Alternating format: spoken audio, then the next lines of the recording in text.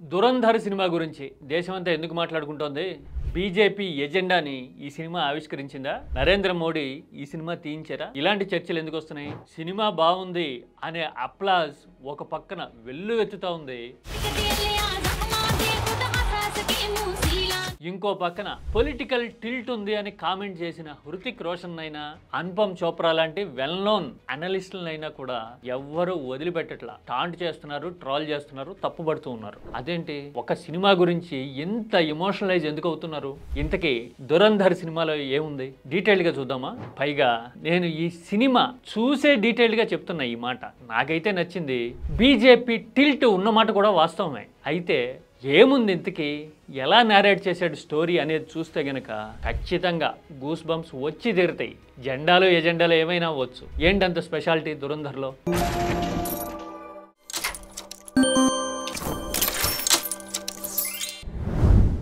దురంధర్ ఆదిత్య ధర్ తన పేరు కూడా కలిసి వచ్చేటట్టు తీసిన సినిమా ఇది. ఆదిత్య ధర్ అంటే తెలుసు కదా, యూరి ది సర్జికల్ స్ట్రైక్ లాంటి సినిమా తీశాడు. అంటే బోర్డర్ ఇష్యూస్, సైన్యం, దేశభక్తి ఈ ఎలిమెంట్స్ తో సినిమాని బ్రహ్మాండంగా మంచి టేస్టీగా, స్పైసీగా, డెలిషియస్ గా వండడంలో ఆరితేరిపోయాడు. అంతా కలిపి గట్టిగా 40 ఏళ్ళు ఉన్నాయో లేదో రెండో సినిమా తీస్తున్నా గానీ ఆదిత్య ధర్ దురంధర్లో చూపించిన మెచ్యూరిటీ నిజంగా హ్యాట్స్ ఆఫ్ అనిపిస్తుంది చాలా సందర్భాల్లో. స్టోరీ లైన్ దగ్గర నుంచి, సినిమా ముందుకెళ్లే తీరు దగ్గర నుంచి, అసలు క్యారెక్టరైజేషన్ దగ్గర నుంచి, స్టార్ కాస్ట్ దగ్గర నుంచి అంతా రా, రస్టిక్, అంతకు మించి రియలిస్టిక్, వాస్తవంగా జరుగుతున్నదే చూస్తున్నట్టు ఉంటుంది. ఎందుకంటే మధ్య మధ్యలో న్యూస్ క్లిప్లు వాడాడు. న్యూస్ లో మనం ఇంతకు ముందు విన్న టెర్రర్ ఆడియోస్ కొన్ని వినిపించాడు. అన్నిటికీ మించి అతనే ప్రొడ్యూసర్, అతనే డైరెక్టర్ అనేసరికి బ్రహ్మాండమైన లిబర్టీ ఉంది. పైగా యూరి అసలు ఊహించినంత సక్సెస్ కాబట్టి ఒక కమాండింగ్ టోన్ తో స్టోరీని నేరేట్ చేశాడు. అందుకోసమే ఏదో వెబ్ సిరీస్ చూస్తున్నట్టుగా చాప్టర్ బై చాప్టర్ రివీల్ చేసుకుంటూ వెళ్ళిపోయాడు. అంటే ఇది నా స్టైల్, నేను ఇలా తీస్తా అని చెబుతున్నట్టుగా అనిపిస్తుంది స్టోరీ. ఇంతకీ లైన్ ఏంటి? చాలా సార్లు ఇండియా టెర్రర్ అటాక్లు ఎదుర్కొంది. కాందహార్ ఐజాక్ తో మొదలవుతుంది. ఎప్పుడు వాజ్పేయి హయాంలో, మనకు గుర్తుంది కదా. ఆ తర్వాత అదే టెన్యూర్లో పార్లమెంట్ మీద దాడి జరిగింది కదా, ఆ ఇష్యూస్ చూపిస్తాడు. ఆ తర్వాత దేశం ఎలాంటి వల్నరబుల్ సిచ్యువేషన్స్ ఎదుర్కొంది, పాకిస్తాన్ మూకలు ఎలా సవాల్ చేశాయి ఇండియాని టెర్రర్తోనూ, దొంగ నోట్లతోనూ, అలాగే రకరకాల ఇన్ఫిల్ట్రేషన్ ఎత్తుగడలతోనూ అనేది నేరేట్ చేసే స్టోరీ ఇది. మరి వీటిని ఎదుర్కోవడానికి కౌంటర్ ఆపరేషన్ ఎలా చేయొచ్చు అనేది ఈ సినిమా.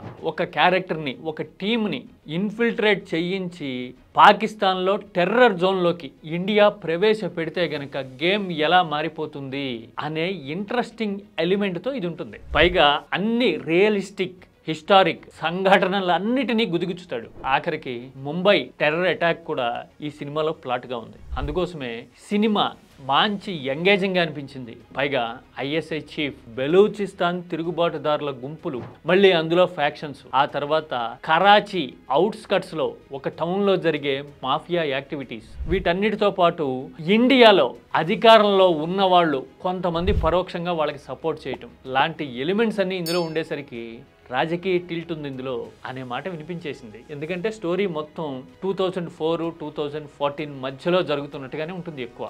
అందుకోసం ఇండియాలో ఉన్న రాజకీయ నాయకులు కొంతమంది సపోర్ట్ చేశారు అనేసరికి ఆటోమేటిక్గా బీజేపీ ఉంది దీని వెనక అని మాట్లాడుతున్నారు. పైగా ఇందులో మాధవన్ క్యారెక్టరు అజిత్ దోవల్ని గుర్తు చేస్తూ ఉంటుంది మనకి. ఆ డైలాగ్ డెలివరీ దగ్గర నుంచి, ఆ నుదురు, ఆ హావభావాలు, ఆ సటిల్ మేనరిజమ్స్, ఇవన్నీ infiltrate the very core of terrorism in Pakistan. పైగా ఆ మాధవన్ క్యారెక్టర్ అంటూ ఉంటుంది, ఇప్పుడు టైం మనకు కలిసి రాకపోవచ్చు, మనం తాట తీసే టైం వచ్చినప్పుడు మనల్ని ఎవరు ఆపలేరు అంటుంది. అంటే పరోక్షంగా 2014 తర్వాత సినారియో మారింది అని చెబుతున్నట్టుగా ఎక్కడో టోన్ వినపడుతూ ఉంటుంది మనకి. ఇవన్నీ చూసే సినిమా బాగా తీశారు కానీ పొలిటికల్ టిల్ట్ వచ్చేసింది అని మాట్లాడడం కనపడుతోంది. అందుకోసమే ఇండియన్ ఏజెంట్ పాకిస్తాన్ గుంపులో కలిసిపోయి ఎలా పనిచేశాడు అనే క్యారెక్టర్ని రణ్వీర్ సింగ్ పోర్ట్రే చేసిన తీరు శబ్బాష్ అనిపిస్తుంది. అంతకంటే బెలూచిస్తాన్ వేర్పాటువాద బృందంలో కీలక సభ్యుడిగా కనిపించే రెహమాన్ క్యారెక్టర్, చూసారుగా, రెహమాన్ క్యారెక్టర్ మనకి గూస్ బంప్స్ ఇస్తుంది. అక్షయ్ ఖన్నా అద్దరగొట్టేశాడు. రిసౌండింగ్ పర్ఫార్మెన్స్ అంటారే అలా కనపడుతుంది అక్షయ్ క్యారెక్టరైజేషన్. ఆ క్యారెక్టర్ తో కాన్ఫంట్రేషన్ లో ఉండే ఎస్పీ రోల్లో సంజయ్ దత్ కూడా ఫెరోషియస్గా ఎప్పట్లాగే మనకి కనపడతాడు. వీటన్నిటితో పాటు పాకిస్తాన్ పొలిటీషియన్ క్యారెక్టర్ ఒకటి ఉంటుంది. ఎస్, ఇప్పుడు మీరు చూస్తున్నారు కదా, ఇదే ఈ క్యారెక్టర్ని తీర్చిదిద్దిన తీరు, ఆ క్యారెక్టర్కి రాసిన డైలాగులు చూస్తే డైరెక్టర్ ధర్కి ఎంత అబ్జర్వేషన్ ఉందా, ఎంత సబ్జెక్ట్ ఉందా, ఎంత డెప్త్ ఉందా అని మనం ఆశ్చర్యపోతాం. After all politician is a politician.